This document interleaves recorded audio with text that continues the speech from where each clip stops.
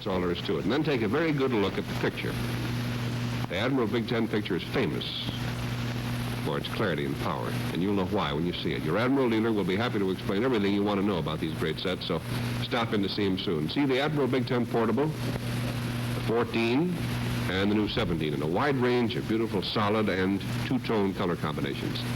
The portable TV sets you years ahead when you choose Admiral. Ding. We had a fellow on the show a while back known as Irving the Oil Tone Man. Irving is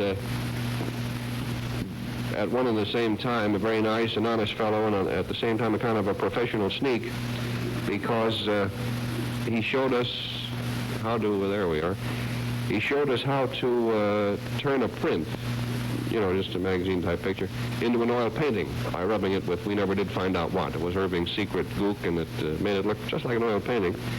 And now he's going to show us how to antique a picture frame. Could you, by antiquing a picture frame, you mean how to make a picture frame that's brand new look like an antique, right? Let's say a couple of 100 years old. How to make it look a couple of 100 years old? A couple of 100 years old. The same... Ravages of time will show if it's properly done. I like that sketch. The Ravages of Time. Would you make a note of it? I read that in the book. You read it? No, I mean, I like it for a song title. Oh, yeah. You want us closer to the table? Me closer to the table? All right. So a little bit in backlight? All right. I like that backlight. It kind of warms up my chilblains. Pardon me for the interruption, Irving. In other words, you could take a chair or a table or a toothpick or anything made of wood and also make it look antique. Very true, Steve. Very true. Does it ever happen that people who are traveling through Durham, North Carolina, see a little thing along the road that says antiques, and they go in and they buy something that they think might be 300 years old and ain't? That happens very often, Steve. It is especially prevalent in art itself, that is painting. I think you have read many times in the newspapers about fakers who duplicate the works of great masters miraculously well, you know. And many collectors have bought paintings which they thought were original Rembrandts and El Grecos and so forth for fabulous sums of money, and only later to find out that it was a flop, a fake. And the same goes for antiques. Yeah. For furniture and things of that nature. Sure, and so is your old man. I believe, evidently the interview's over already. What, are we in time trouble or what? Go right ahead and shout yes. Well, Steve, I'm going to have you antique a frame along with me, and to protect, to safeguard your fine clothing, I'd like to... Thank you for that unsolicited testimonial there. I don't know. This is an antique suit, actually. It's really quite new, but we put wormholes in it to make it look old. I picked it up at a little antique shop in Durham, North Carolina. Well, now, Steve... It was sold to me as a Civil War uniform. I'm sorry. What were you saying? This frame has been made of chestnut wood. Now, these blemishes or holes which you see there are actually wormholes, despite the popular feeling that the picture framer spends hours with all sorts of tools to simulate the wormhole. This is not so. Economically, it's not favorable for us to do so. I see. It's cheaper to hire forced labor worms who are not organized and will work very cheap. Well, lately they've been picketing, worms have been. However... I'll handle the jokes, Irving. You just handle the wormholes here. I'm just kidding. It's all right. I need all the help I can get. Now, to begin with, if you want to antique a modern frame, it's good to begin with chestnut wood because you got a good head start. All right. Now. There we are beginning now. Right. Zip. Now, the first step, as a rule... The what? The first step All right. in antiquing a frame. You generally use a hatchet or any sharp tool, preferably a hatchet, and if you put the frame down solid, time will not permit us to do the whole frame, but we'll take a few chunks out of the... Great. Now, well, you should hold the frame with your left hand. All right. Fine. Now, see if you can dig a few holes out of there. right. Oh, I like this. I love this.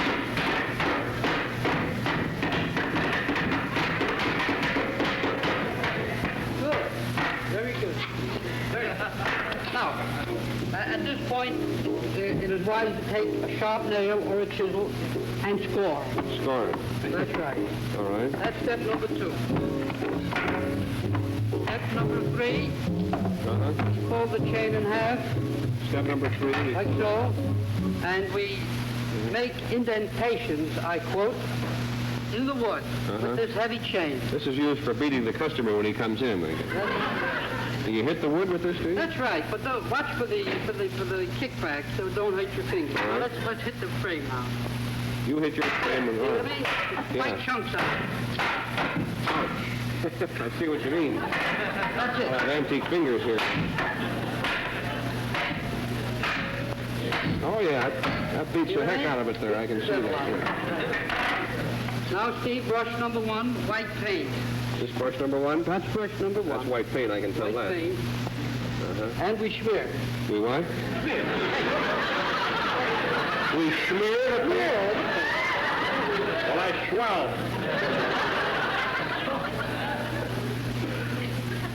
You smear it all over like that? Well, let's do 2 sides for the sake of Oh, 3. saving time. All right. 2 sides. I've already gotten ahead of that, but we'll call it 2. Well, that's all right. 3. There's a smeared white side. Now, Yeah. very good. Now, after you cover the smear case, what do you do? Now, the idea is to let this dry, but that takes 3 hours, so we'll go right ahead with the next step. All right. In spite of that. Now, jar number 2 has what we call ox blood. Ox blood. This is to simulate rust, age marks. That is similar to foxing in books.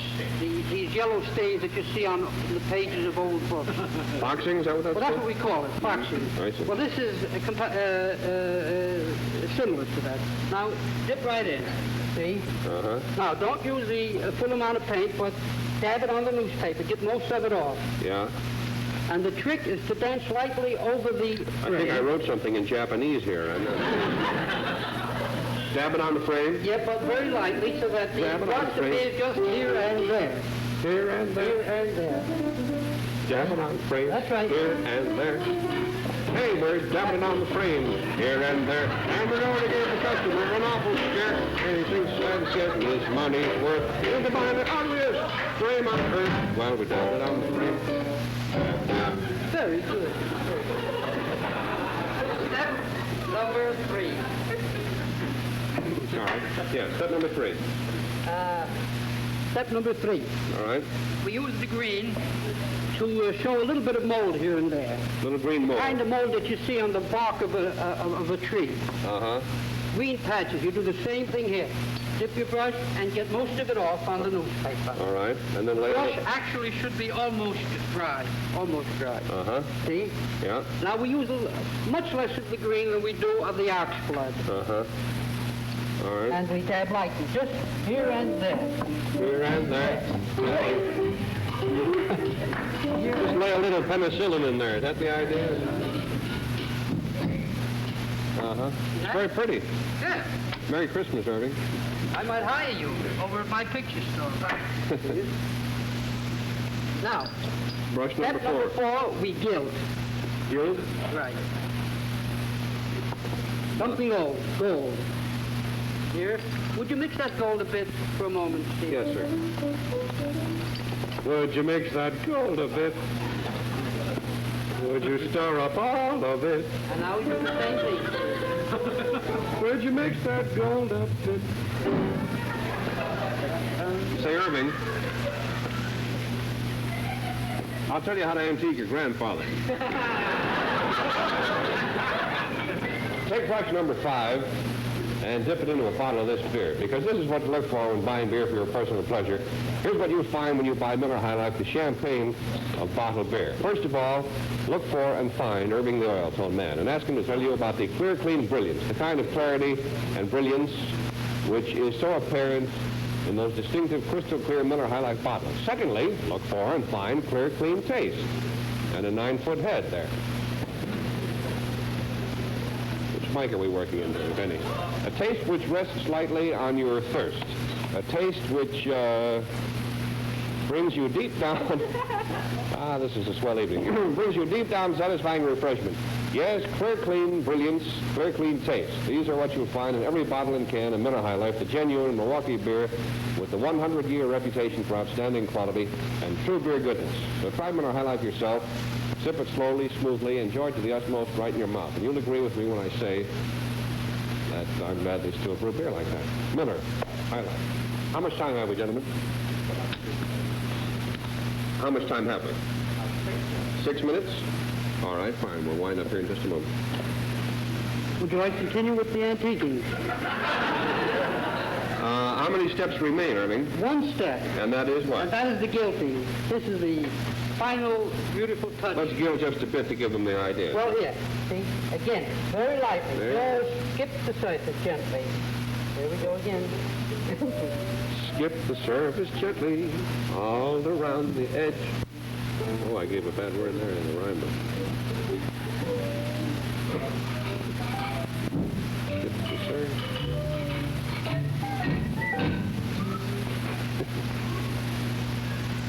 Skip the surface gently, all around the edge. Skip the surface gently. Doing worse than him. And that's it. Very good. Mm-hmm. You did very well. As a matter of fact, you show excellent aptitude in this particular, and I'm not, I mean that honestly, because when, yes, that's true, it's absolutely true. The last time I was here, Steve, Yes? you brushed a picture with me. That was your first attempt, and I remember sending the picture back to you. Yeah, 'cause You it did a was pretty back. good job there for the first time. Really, I mean that. Very true.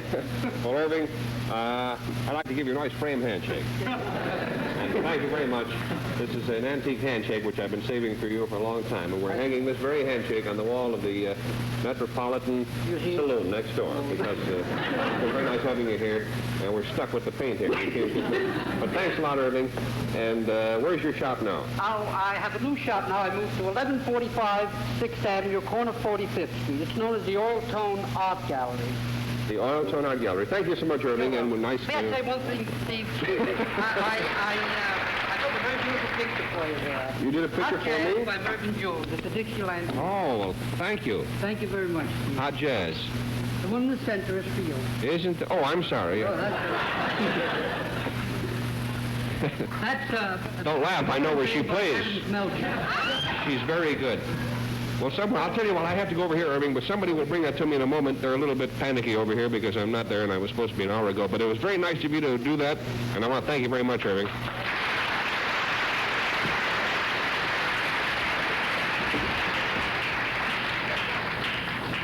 Now, will there be anything else? Ever get these guys with these aprons? They always want to know if there's anything else. You can go in and you can order $400 worth of groceries, and they always say, now, will there be anything else? I've always wanted to make $1 million so I could get in and say, I'd like to buy this whole grocery store. Like I'll say, you're kidding. I'll say, no, here it is. Checkbook, you know me. Name the price. And then pay him, it's $18,000. And I bet you $1 million he'd say, now, there be anything else? It would be worth it just to hear him say it. Or to hit him if he did. Hey, you want something that is real good? I just want to make sure I didn't have any paint on my hands. We have some antique nuts here. No, I'm just joking. Man, these are the greatest. Treat yourself to the freshest, most delicious nuts to you, Skitch. Nuts there are. You'll find them in the familiar nut shop display known the country over. Famous for its revolving tray and its deliciously crisp, fresh toasted nuts. These same crispy nuts are now packed for you in these huge vacuum-sealed king-size cans. Ask for these wonderful nut shelf nuts tomorrow. A three-way winner every time. One, delicious nut shelf nuts come vacuum sealed. They're guaranteed crisp and shiny fresh when open, anywhere, anytime, or we will send you another can of nuts. And you'll be right back where you started from. That never did make much sense to me. People say, if you don't like it, we'll send you another can. You're not going to like that either. What is that? But anyway, they will because these nuts are the greatest. Nut shelf nuts are vacuum sealed. You can always keep a supply on the pantry shelf. They never lose their extra crisp seal and freshness. And 3, I can't remember 1 and 2, but anyway, 3, this huge king-size can is now priced for less than $1. That's right, less than $1. What a buy, what a treat. Perfect for all occasions. Price them right in your mouth. Good for your Thanksgiving dinner. Goodbye, I think, and any of the nut shelf to king-size cans. Kelling nuts, Kelling, nuts. Try some. Yes, sir. Are we through? Well, in such a hurry. Where are we going? We'll be right back. Try some nuts. Kelling nuts. Double say nuts. Shy, sedate Martha Ray visits Ray Bolger on... Martha Ray? Shy, sedate? Well, anyway, she joins Ray on Washington Square Sunday. On NBC television.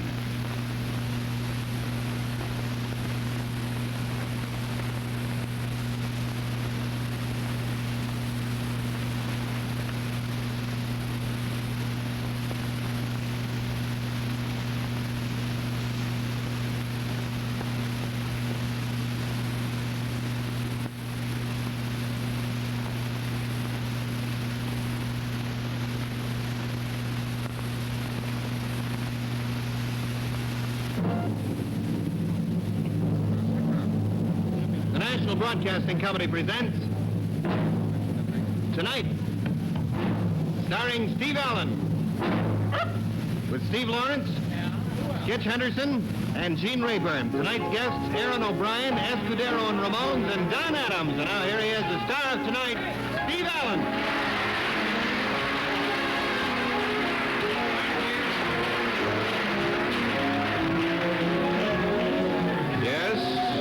From the St. Francis Hotel, high above Nob Hill in the city of Tibet, it's Skitch Hindeman and his Royal Armenians bring you 14 hours of uninterrupted slump. Stop. Welcome to Country Store, friends and neighbors. I'm not hiding my hands behind my back bashfully. I'm to get this birdseed apron off here, and I can't. This does remind me of Country Store, though. That's a program I used to do on the West Coast with a fellow named Wendell Noble, and it was a great waste of everybody.